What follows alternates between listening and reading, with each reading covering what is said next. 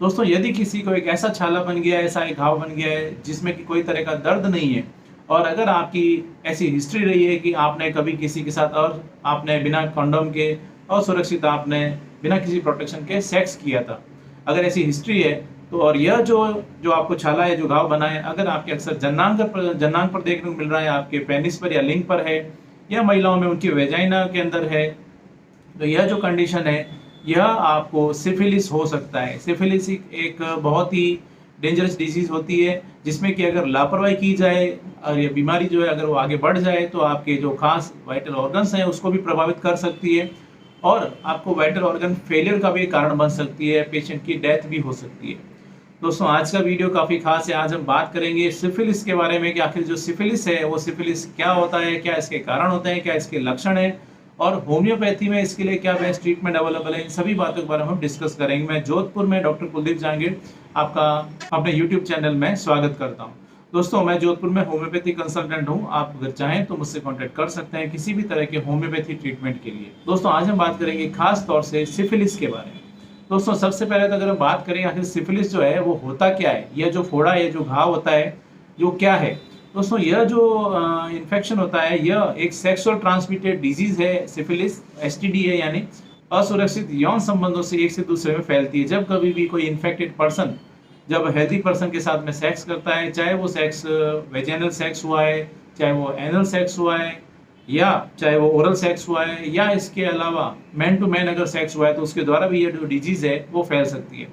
यह ट्रिपोनोमा पैलेडियम एक बैक्टीरिया होता है, उसके द्वारा ये एक से दूसरे में फैलती है, और यह कंटेजियस डिजीज होती है, यानी एक से दूसरे में फैलने वाली बीमारी है। जिन लोगों को एचआईवी होता है उन लोगों को इसका फैलने का थोड़ा सा रिस्क जो होता है वो बढ़ जाता है।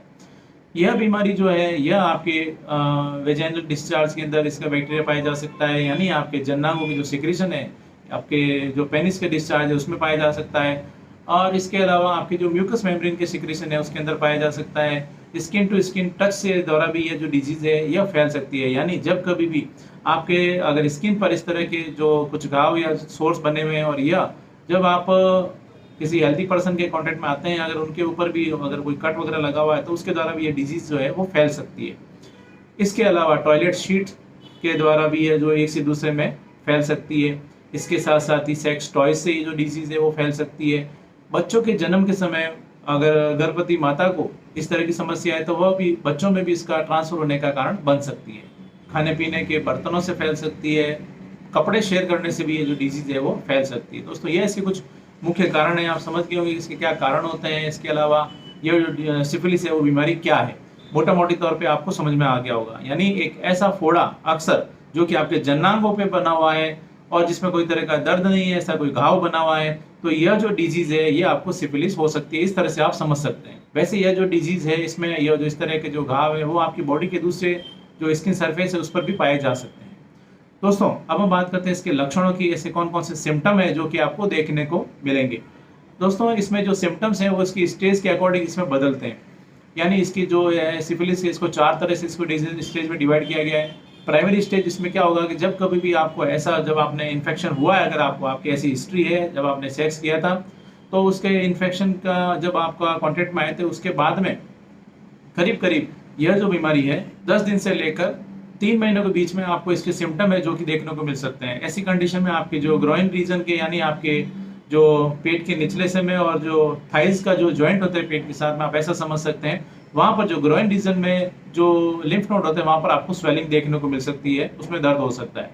इसके अलावा आपके पेनिस पर अगर आपको ऐसी हिस्ट्री है, आपने सेक्स किया है, अगर आपको अनप्रोटेक्टेड सेक्स है तो आपके पेनिस पर, या महिलाओं में उनके वेजाइना के अंदर, या ओरल सेक्स हुआ है तो आपके मुंह के अंदर, आपको एनल सेक्स हुआ है तो एनएस के अंदर की तरफ आपको वहां पर एक घाव जैसा, एक छाला जैसा आपको वहां पे एक बन सकता है जिसको कैंकर बोलते हैं, वो आपको वहां पे डेवलप हो सकता है, जिसमें कि आपको पेन नहीं होता है और कई दफा आपको पता भी नहीं चलता है। यह जो कंडीशन होती है यह लगभग 3 वीक से लेकर 6 वीक के अंदर यह जो घाव होता है या जो छाला होता है वो धीरे धीरे ठीक हो जाता है, और आप सोचते हैं कि बीमारी ठीक हो गई, लेकिन यह जो डिजीज है वो ठीक नहीं हुई है, यह धीरे धीरे अगली स्टेज में जा रही है, और जो दूसरी स्टेज होती है जिसको बोलते हैं सेकेंडरी स्टेज, उसमें ये प्रवेश कर जाती है, एंटर हो जाती है। सेकेंड स्टेज में आप देखेंगे कि आपके जो फर्स्ट स्टेज में जब भी आपको घाव या जो आपको छाला बना था उसके 2 सप्ताह से लेकर 10 सप्ताह के बाद में आप देखते हैं कि आपकी स्किन पर कुछ रैशेज बनना शुरू हो जाते हैं। यह जो रैशेज होते हैं यह ब्राउन कलर के, कॉपर कलर के हो सकते हैं और ये अक्सर हथेलियों पर, पैर के तलों पर आपको पाए जा सकते हैं। लेकिन इसके अलावा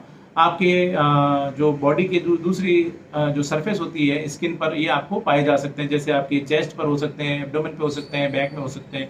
इस तरह से बॉडी के दूसरे जो स्किन सरफेस होती है वहाँ पर भी आपको ये देखने को मिल सकते हैं। और ऐसी जो कंडीशन होती है, उस कंडीशन में आपको और भी कुछ दूसरे सिम्टम है जो कि देखने को मिलेंगे, जैसे कि आपको बॉडी एक हो सकता है, माइल्जिया जिसको बोलते हैं, अगर ऐसी कंडीशन है, मस्कुलर पेन आपकी बॉडी में हो सकता है। इसके अलावा आपको फीवरिश फील कर सकते हैं, थकान महसूस हो सकती है, आपको सोर थ्रोट हो सकता है, आपके गले में दर्द हो सकता है। इसके अलावा आपके जो लिम्फ नोड्स होते हैं बॉडी के, उसमें आपको स्वेलिंग महसूस हो सकती है, उसमें सूजन आ सकती है, दर्द हो सकता है। इसके अलावा आपके पेनिस पर, आपके वेजाइना में, आपके एनस पर, आपके मुंह में आपको कुछ अल्सर या कुछ घाव जैसे आपको महसूस हो सकते हैं, कुछ छाले जैसे आपको महसूस हो सकते हैं। यह जो सेकेंडरी स्टेज होती है, अगर इसमें ट्रीटमेंट नहीं किया जाए तो यह जो डिजीज है यह लेटेंट स्टेज में पहुंच जाती है। लेटेंट स्टेज में पहुंचने पर आपको लगेगा कि आपकी जो प्रॉब्लम्स है, वो आपकी समस्या है वो ठीक हो गई है, अब कोई सिम्टम नहीं है। लेकिन यह जो कंडीशन होती है लेटेंट स्टेज, इसमें जो बैक्टीरिया होता है वो निष्क्रिय अवस्था में पहुंच जाता है और ये कई सालों तक आपकी बॉडी के अंदर रहता है। और धीरे धीरे आप देखते हैं कि यह जो कंडीशन है, अगर इसमें ट्रीटमेंट नहीं किया जाए तो यह जो फोर्थ स्टेज होती है, टर्सरी स्टेज जिसको बोलते हैं, उस स्टेज में पहुंच जाता है। और उस कंडीशन में क्या होता है कि यह जो आपके जो वाइटल ऑर्गन्स होते हैं, यह जो आपके important organ, internal organ, brain पर, आपके लीवर पर, आपकी ब्लड वेसल्स पर, आपके जॉइंट्स पर, आपकी बोन्स पर ये असर डालना शुरू कर देता है। और यह जो सिफिलिस के जो करीब 15 से 30% जो पेशेंट होते हैं, उन लोगों में यह उनके जो इंपॉर्टेंट ऑर्गन होते हैं उस पर इसका असर देखने को मिल सकता है। और यह जो कंडीशन है, इसमें इंटरनल ऑर्गन को निष्क्रिय कर देता है, उनको डैमेज कर देता है और उसकी वजह से पेशेंट की डेथ भी हो सकती है।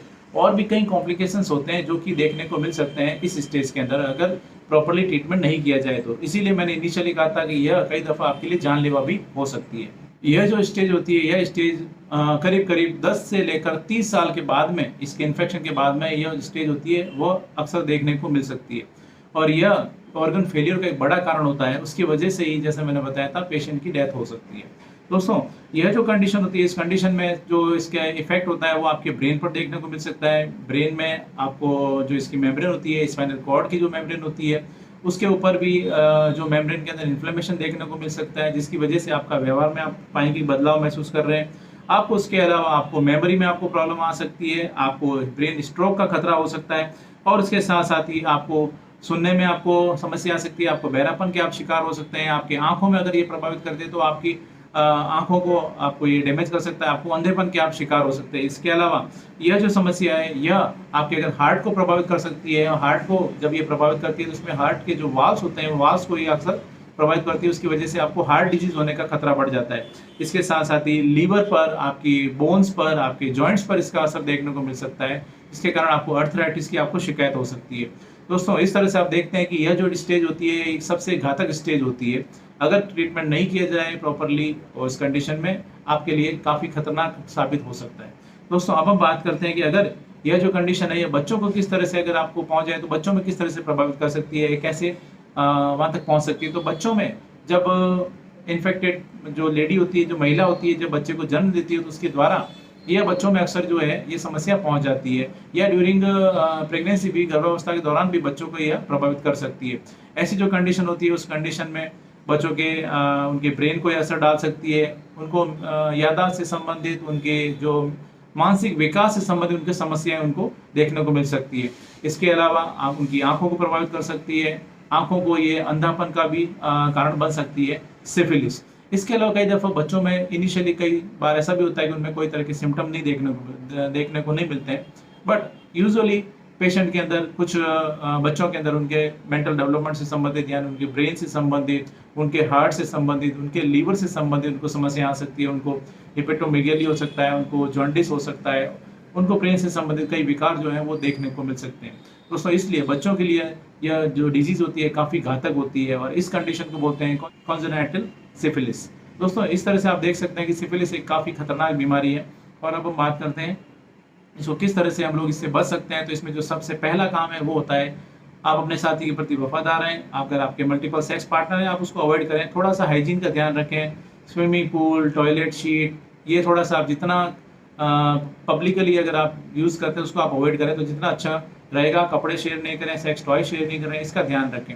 और उसके अलावा आप अगर मल्टीपल सेक्स पार्टनर है तो वैसे तो ये आपको अवॉइड करना चाहिए। फिर भी अगर आप इस तरह की कंडीशन है, अगर आप यूज़ करते हैं तो आप कंडोम का यूज़ कर सकते हैं। लेकिन कंडोम में भी अगर वहाँ पर एक कोई सोर है तो उससे आप बच सकते हैं। लेकिन अगर आप दूसरी तरह से स्किन पे कोई तरह का अगर उनको कोई कट है या स्किन पर उनकी अगर इसका इन्फेक्शन है, कुछ सोर बने हुए तो उससे बचाव होना मुश्किल हो जाता है। इसलिए आप बेटर रहेगा आप अपने साथी के प्रति वफादार रहें, मल्टीपल सेक्स पार्टनर को आप अवॉइड करें। क्योंकि कई दफ़ा ऐसा भी देखने को मिल सकता है कि कंडोम के यूज़ के बावजूद भी ये जो डिजीज़ है वो फैल सकती है अगर बॉडी के दूसरे सिक्रीशंस के अंदर, म्यूकस मेम्ब्रेन के अंदर इसका बैक्टीरिया है तो। दोस्तों अब हम बात करते हैं इसके कुछ टेस्ट की। तो टेस्ट के अंदर इसमें कुछ ब्लड टेस्ट करा के देखे जा सकते हैं, जैसे VDRL इसका करवा के देखा जा सकता है। कुछ एंटीबॉडी टेस्ट होते हैं, ट्रिपोनॉर्मल टेस्ट होता है, जैसे कि TPPA, FTA, ABS या TPHA, या कुछ टेस्ट होते हैं जो कि एंटीबॉडी टेस्ट हैं, जो कि इसमें बहुत ही अच्छे इसके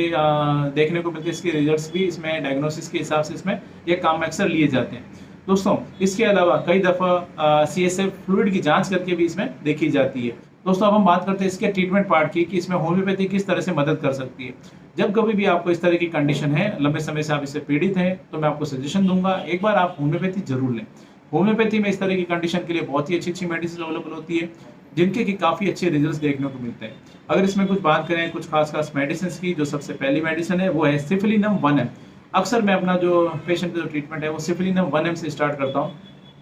1M की इसमें 3 बूंद डायरेक्ट टंग पर एक सिंगल डोज दी जाती है। उसके बाद पेशेंट के सिम्टम के अकॉर्डिंग इसको रिपीट किया जाता है। नेक्स्ट जो मेडिसिन है वो है नाइट्रिक एसिड 30। यह अगर अक्सर जो अर्ली स्टेज होती है वहाँ पर नाइट्रिक एसिड 30 बहुत अच्छा काम करती है। नाइट्रिक एसिड 30 को लेने का तरीका होता है 3-3 बूंद डाइट जी पर दिन में 3 बार।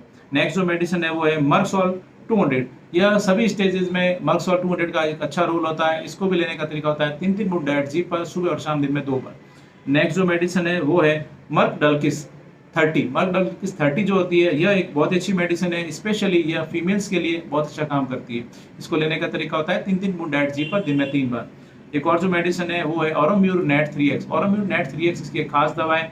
जब कॉपर कलर के कुछ रैशेज बन जाते हैं और यह ऐसा लगता है कि कुछ उनको जैसे सोराइसिस की उनको शिकायत हो गई है, ऐसी जो कंडीशन होती है वहाँ पर उस सिफिलिस में ऑरोम्यूर नेट 3x बहुत अच्छा काम करती है। इसको लेने का तरीका होता है 2-2 टैबलेट दिन में 3 बार डायरेक्ट टंग पर। इसके अलावा दोस्तों और भी बहुत सारी मेडिसिन होती है जो कि आपकी सिम्टम को ध्यान में रखते हुए दी जाती है, तो बेहतर रिजल्ट देखने को मिलते हैं।